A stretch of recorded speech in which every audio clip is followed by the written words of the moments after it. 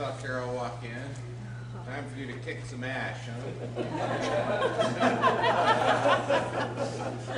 You've been waiting all day to see that.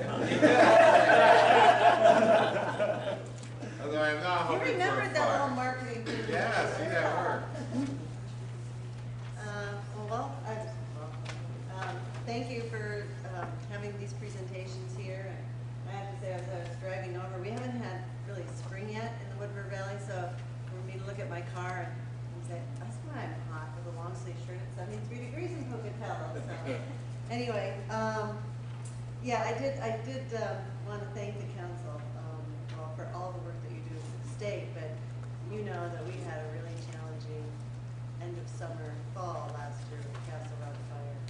And, you know, a lot of bad publicity, had to, you know, lose the last 2 weeks of August and our, you know, biggest event of the year, Wagon Days. It was tough. You know, we rallied. Fortunately, a lot of what was burned you couldn't see. So it just took a lot to sort of get that word out to encourage people to come back. And they did. And we had big, you know, Kick Ash Bash, and that was fabulous that we had some folks volunteer to play a concert. So we kind of tried to make lemonade out of lemons, so to speak, and appreciate the extra effort that you guys put into it. So as we go forward, our grant request is not substantially different than it has been in the past years. I think, you know, we've got a limited amount of money to spend, and we try to measure that return on investment and figure out exactly what works and what doesn't. I will have one caveat in here, though, that we are just starting a new community branding process. I'm happy to say that we've just hired Drake Cooper as our agency of record, and they're going to be helping us with a community branding effort and work on some of the elements of our marketing plan. So there's every possibility some of this will be changed with an addendum, but we won't know that going forward in a couple of months. So the fulfillment is the, you know, the postage, the sending out the getaway guide. We incorporated Haley last year. We had a joint effort with the Haley Chamber, and I think they're going to be submitting a grant for their portion of the getaway guide, and I think that was fairly successful, actually. Like probably a lot of people, we're finding that we can get by with printing less as, you know, the requests for brochures go down and the web requests go up. But we still feel it's important to distribute them at key locations, visitor centers. We have a brochure distribution service with some of the ski shops.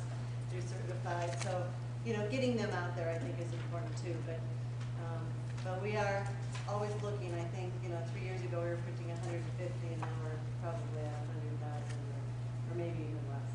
So, and interesting, when we track our, the state might see this too, or other areas, but when we track our phone calls and we have all these different 800 numbers on all of our different promotions, and of course not that many people are calling, it's not big numbers, but the biggest number by 20 is the 800 number that's affiliated with our website.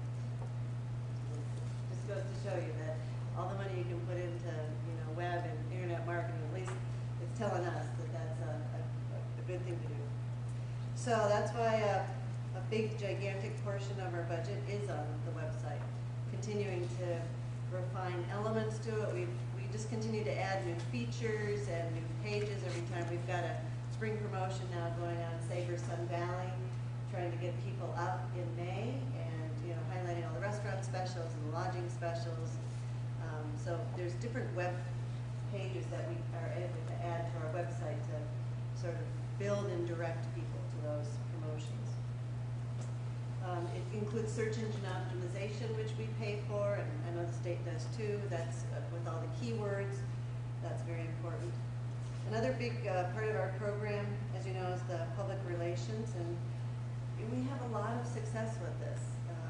We have success just in general because, you know, I have to say Sun Valley, you know, has a lot of good story ideas for people, and sometimes we get opportunities, well, not necessarily out of the blue, but like, for example, this year when Bachelor came and filmed, you know, the top-rated reality show on TV, came to film in Sun Valley.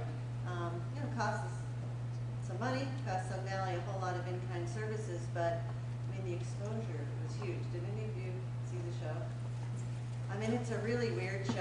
I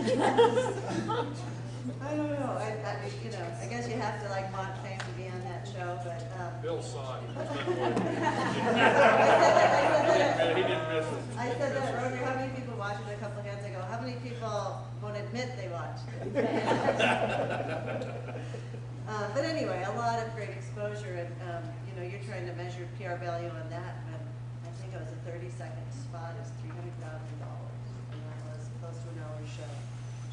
And there's lots of other PR opportunities that we constantly pursue, and, you know, subscribe with services that will give travel writers leads. I'm in love with the Society of American Travel Writers. You know, so you get a lead, and I just got a lead through the mail, I don't know, through email a week ago, and somebody's writing a story on alternatives to America's national parks. And I thought, how perfect is the SNRA for this? You know, there's so kind of following up on pitches and leads, and subscribing to the services in the organizations where you can get those leads is very important. And then actually getting the writers to the area. Like last year we collaborated with the ITC on, what was it, 8 writers for the New Food and Wine Festival, and some wonderful coverage has resulted on that. Horizon Magazine covered a lot of the stage. So anyway, we'll continue to work on that and specify different markets to try to reach.